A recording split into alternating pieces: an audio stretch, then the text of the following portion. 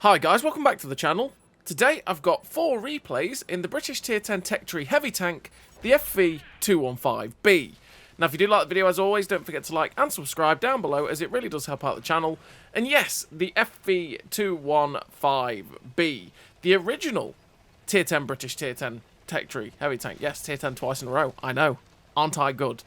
So yeah, the FV215b is the original Tier 10 Tech Tree Heavy Tank for the British line. Came in before the Super Conqueror, before the Chieftain, and it was a tank that I never really used to enjoy that much, and that's because it always felt like it should be a side scraper, but it always got penned in the side fairly easily because it had 2 little cheek spots on the hull that could catch shots left, right and centre. It always had a phenomenal gun, and it always had fantastic DPM. These days it is a really solid tank. Why? Because the gun handling is insane. There is no other way of categorising this gun. The gun handling is insane. I actually don't take anything at all, crew or equipment-wise, to help the gun. As we miss a shot, because of course. You know, it's just the way the game is. It's just got to prove us wrong, right? You know, that's just the way it is. But yeah, the gun is absolutely immense on this vehicle. It's got absolutely immense DPM. And in the recent patch, it also got changed and buffed as well. It got 440 alpha and some slight other changes. So what did get changed on the FV215b that's made it a little bit nicer to play alongside the fact that it's already got that phenomenal DPM and gun? Well, it's now got slightly better rotation speed on its chassis, so it turns that little bit quicker by 2 degrees, really 38 degrees a second to 40 on its tracks. The turret rotation speed also went from 38 degrees a second to 40, so the turret also keeps up with the tracks, which is nice. The ammo capacity went from 35 to 40. I don't think I've adjusted that. I have not adjusted that. How terrible of me. So you're going to see the fact that I'm actually still running the original ammo loadout. So yeah, the ammo loadout went from 35 to 40. I completely missed that one. The reload went from 8.25 seconds to 8.8 seconds, so the reload actually got nerfed. But that's because it went from 400 alpha to 440 alpha. So the DPM is actually still effectively the same as what it was with 400 alpha, it's just now got 440. So they've done the whole buff the alpha, nerf the reload, so the DPM's the same, but you got a higher alpha.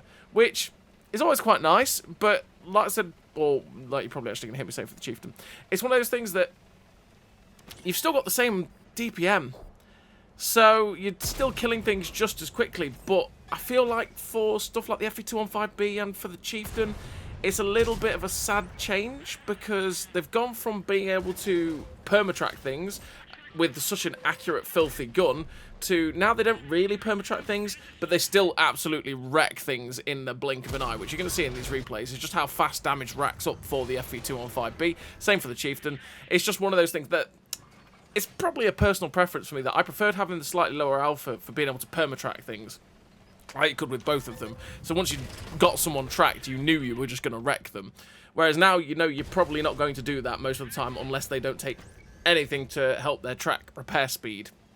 So the FV215b has a 34.3 km/h top speed, a 12 km/h reverse speed, 950 horsepower engine with 13.57 horsepower per ton ratio, which means that you will get up to that top speed just about eventually, and that means that you can be able to get about the battlefield fairly decently quickly for a heavy tank. It's fairly average top speed, if we're honest, for the FV215b with the build that I run. And then the internal fire chance is 5.88% with the build that we run as well. And that's because we run fire prevention, which will reduce that internal fire chance by quite a bit. Now, the fire chance actually got reduced on the FV215b a wee while ago with one of the buffs. And the thing is, this vehicle was always one that used to always get set on fire every single time. It was so frustrating. Any shot that hit the lower plate set you on fire. Then they buffed the fire chance and made it so it was less likely to get set on fire. And it still gets set on fire most of the time, which was super frustrating. So I take both fire perks, or fire reduction perks, to be able to just not get set on fire in this vehicle. And you're afforded the luxury of being able to do that, because you just don't have to help the gun, because the gun is just that stupidly good. As we miss another shot. Thank you, game. Timing is everything. But anyway. So yeah, that 5.88 internal fire chance is incredibly low chance of getting set on fire. Still happens, but it's less likely now, which is good. 40 degrees a second on the hull rotation speed is pretty quick. It turns very fast on its tracks, which is lovely. 1.81 on soft, 1.08 on medium, and 0.9 on firm aren't too bad in terms of the terrain resistances. They don't hold it back too much at all.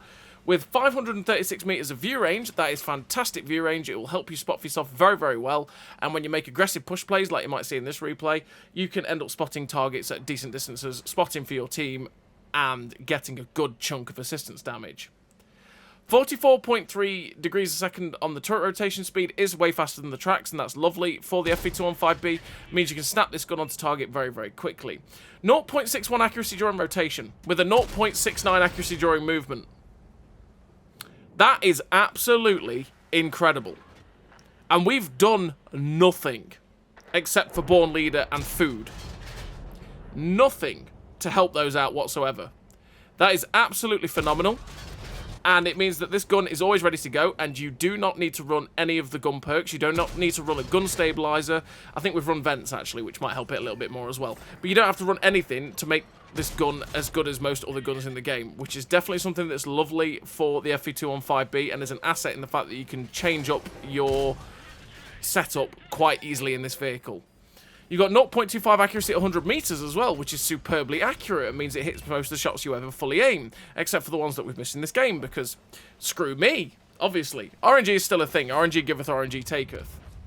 You've got a 1.35 second aim time as well, which means that even if the aim circle does bloom out, which it doesn't really at all anyway, you take 1.35 seconds to aim in, which is really, really quick. And it means that the aim circle shrinks very, very fast. You've got 7 degrees of gun depression, which is fairly flexible for a back-mounted turret. It's not incredible gun depression, it's not bad gun depression, it's just okay. You've got 6.26 second reload, which is 4.2k DPM. 4.2! 4.2! That is absolutely insane DPM. Is probably way too high, if we're honest, but there we go. 4.2k DPM is absolutely phenomenal, and it's why this tank absolutely racks up damage so fast that you blink and you've done 4k damage. It's one of those, right?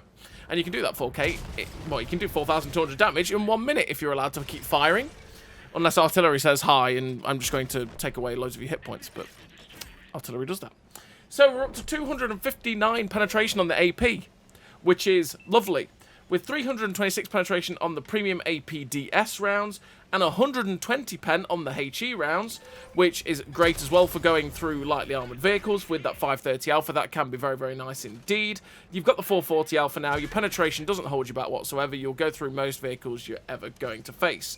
And with 1,067 meters a second shell velocity on the standard AP, and 1,334 meters a second shell velocity on the premium APDS rounds, those rounds are very nice in terms of their velocity, slightly above average on the AP, meaning you have to give a decent amount of lead at distance to hit targets, but the premium rounds are very, very nice with their velocity. And you saw that first game, we did finish with the 5.5k damage, the 2.7k assistance, and we ended up getting shut down in the end by the artillery. I knew that was always going to happen. What I should have done was rushed to the building that was on the top of the hill there, which would have kept me safe from the artillery, and I might be able to use that building to stay safe from the T-58 Heavy as well. But I just got caught in indecision in just putting shots into the T-58 Heavy, and artillery said, well, if you're just going to stay in the open, don't mind if I bird poo on you. And he did. And so we died, which was sad panda noises for the FV215b. But we still had a really nice game, and it was just a decent game to show off the tank in general while we went over the stats. So, what do I run in terms of a crew and equipment for the FV215b? Well, I run a fairly unorthodox crew, actually, for this vehicle, because you're allowed to, because you don't have to focus on the gun whatsoever. So I run Born Leader, Rapid Reload, Sixth Sense, Situational Awareness, Trap Mechanic, Firefighting, Fire Prevention, Armour Angling, and Deadeye, with the Advanced Loader, the Optics, and Vents. Now I run Vents to be able to get the best DPM I can get it up to, and just absolutely maximise it up to that 4.2k region.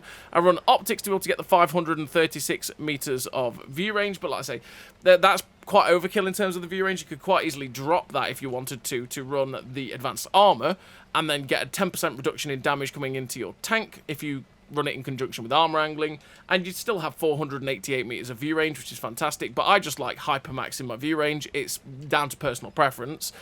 I then run the advanced loader to get the best out of the DPM, Deadeye for the memes to get the increased chance of doing module damage by 6%. Armor angling just reduced the amount of damage coming into the tank because it's quite nice to do that, and it's nice to have the flexibility to do that. The fire prevention and firefighting to reduce the chance of getting set on fire by 33%, and then to decrease the time I'm actually on fire for, because like I say, the FV215b likes setting on fire, and even though it's had its fire stats, internal fire chance buffed, and made so that it's a lot less likely to get set on fire, it still likes getting set on fire because of frontal fuel tanks, which can be super frustrating.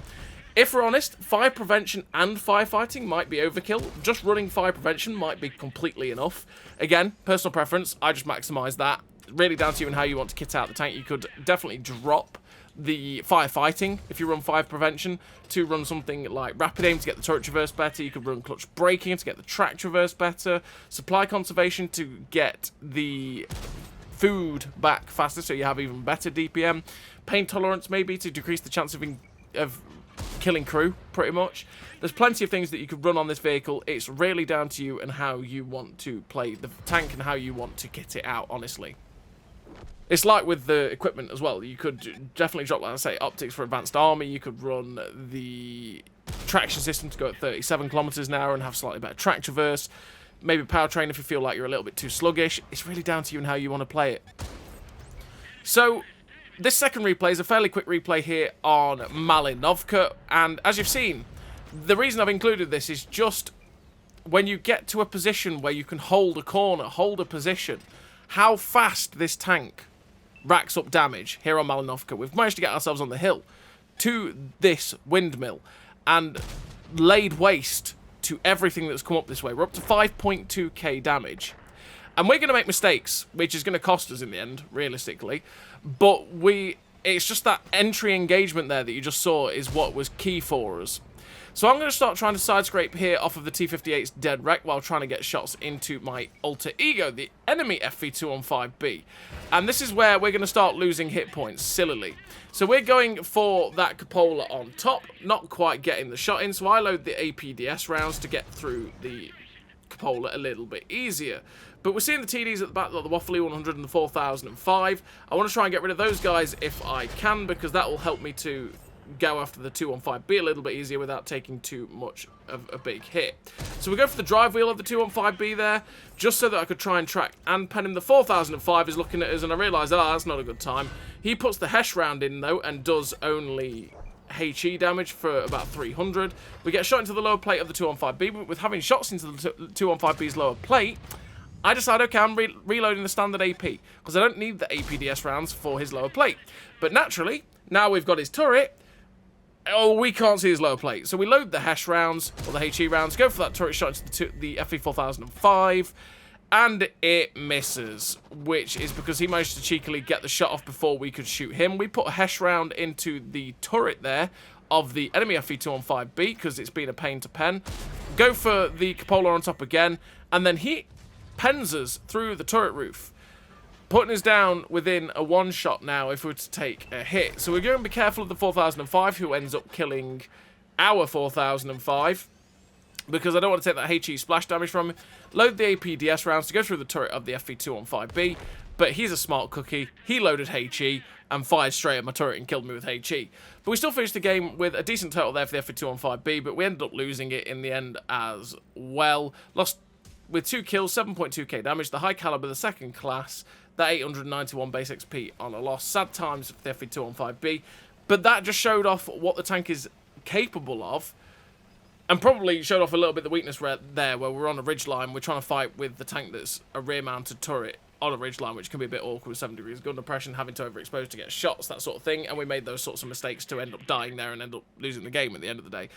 But we managed to get to the windmill, and when we had to fight that windmill and fight that location and hold it, the tank was fantastic at it, because we bounced quite a few shots off our side armor while side scraping, and then just farmed with the 4.2k DPM, which is, like I say, absolutely insane, and is why it can rack up damage so quickly.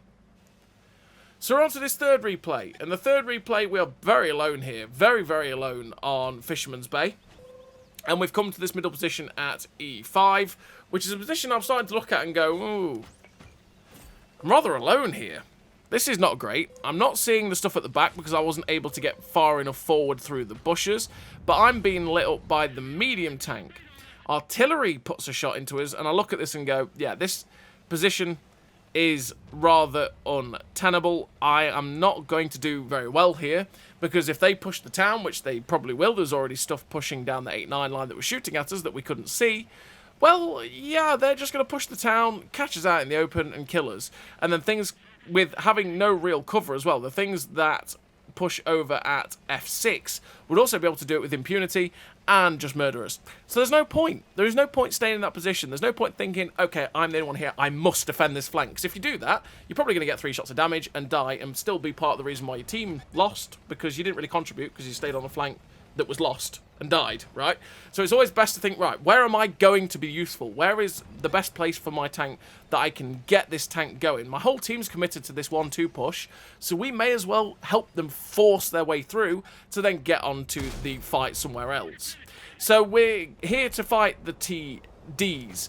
We've got a shot into the 114 SP2, going for a shot into the side of the MBTB, who is very, very alone here. So we're just trying to keep him in this crossfire and get rid of the American Tier 10 heavy tank as quickly as possible. But of course, with all the shots that pen the turret, we just, yeah, why not bounce off the side of the turret? And then great accuracy gun. I've talked you up all video, and you missed that.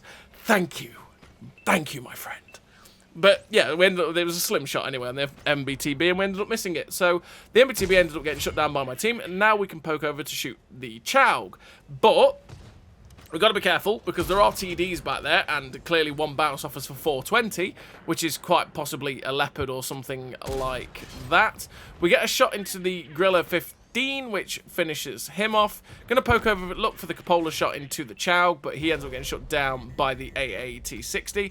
The Waffle Panzer IV pokes around the corner and shoots us in the side, but only does track damage. We get tracked by the heavy tank that's at F6. We're being shot from everywhere at this point. This is not a good position, not a good time.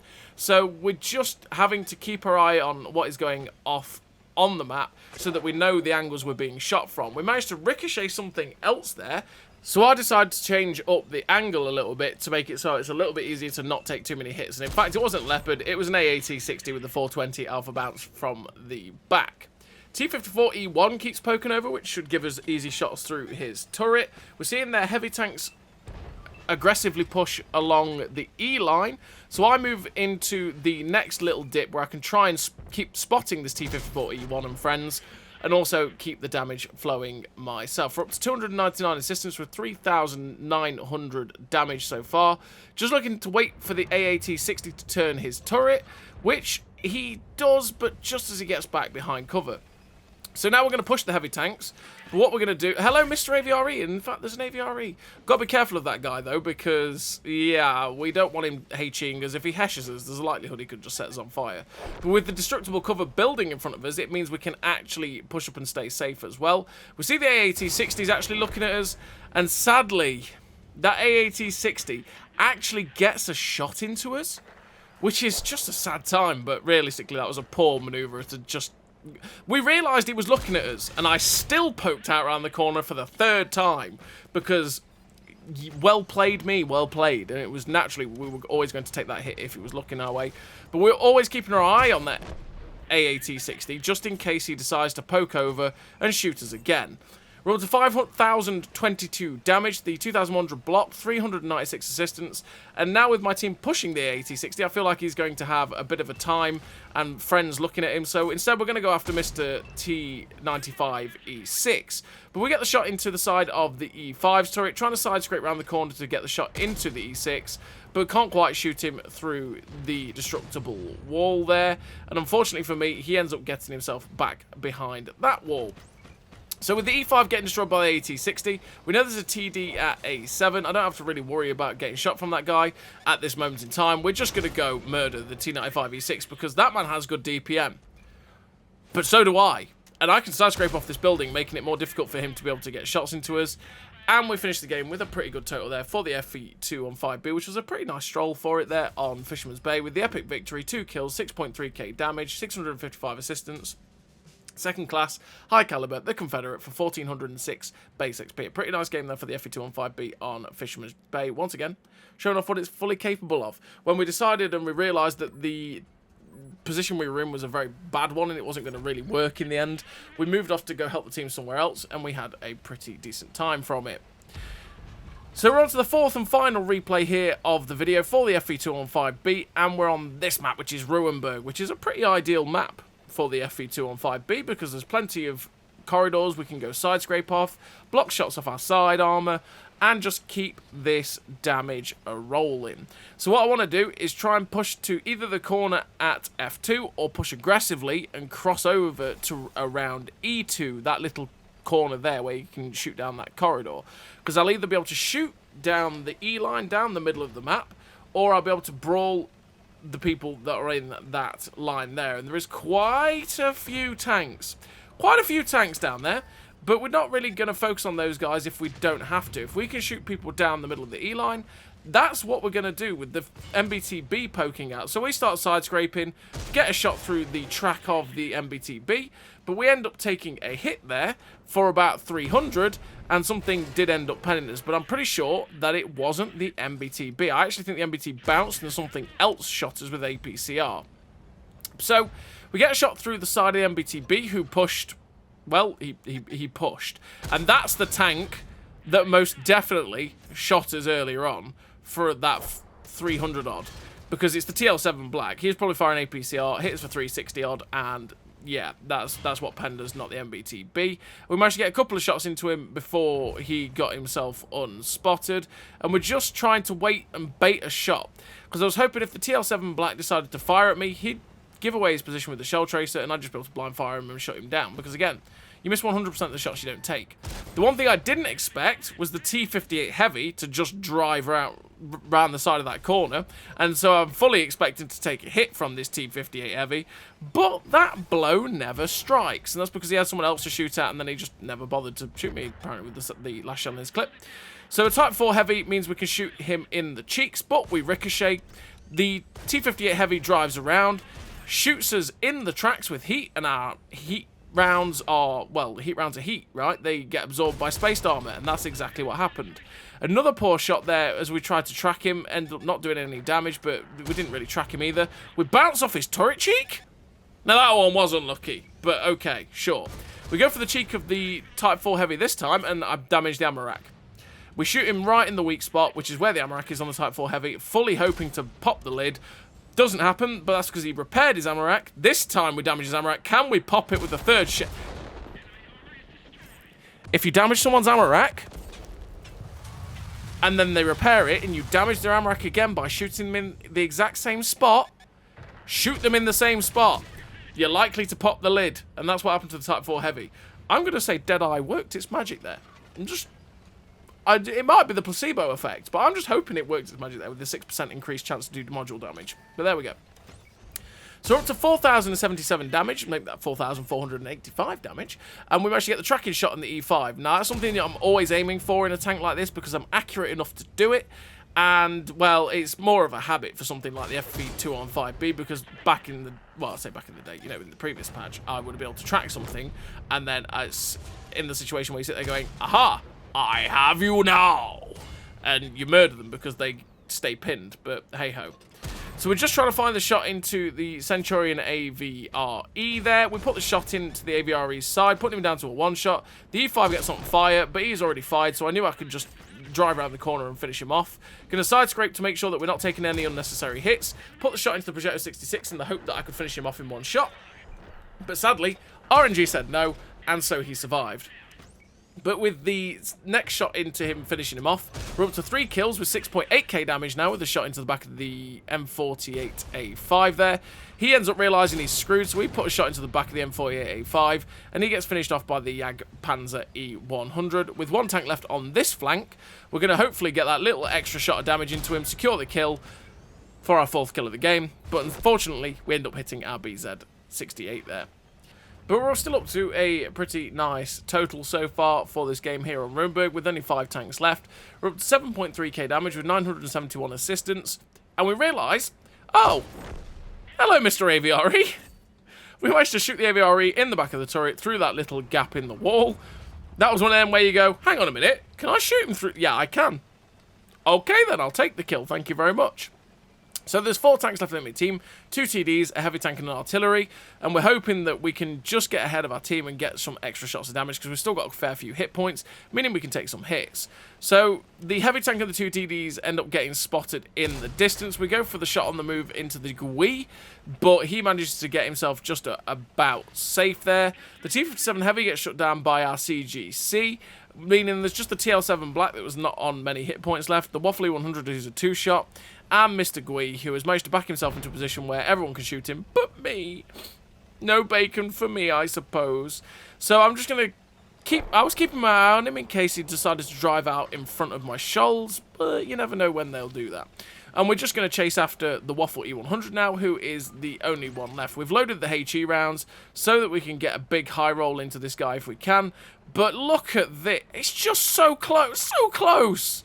So close, but yet so far. He manages to get himself just around that corner, just in time for us to not be able to shoot the Waffle E100. That is just sod's law at its finest. We couldn't quite get the shot in, and he gets himself around the corner and safe. So we're just in the hunt, the pursuit. We know obviously the Waffle E100 could end up finishing it off, but we have 530 alpha on this HE, which means that if we high roll, we could end up killing him in that one shot.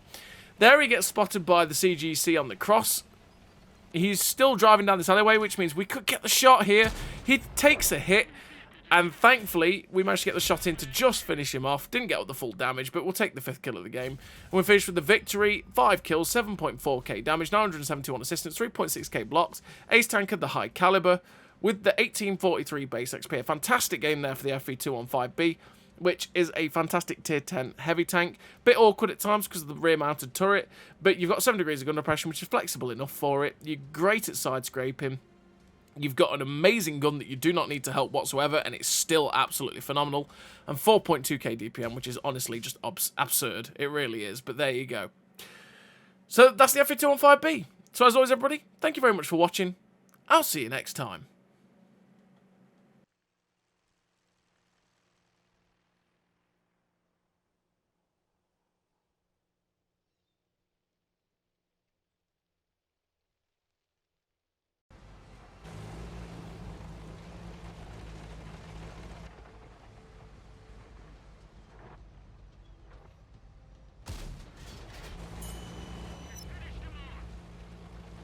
A great success!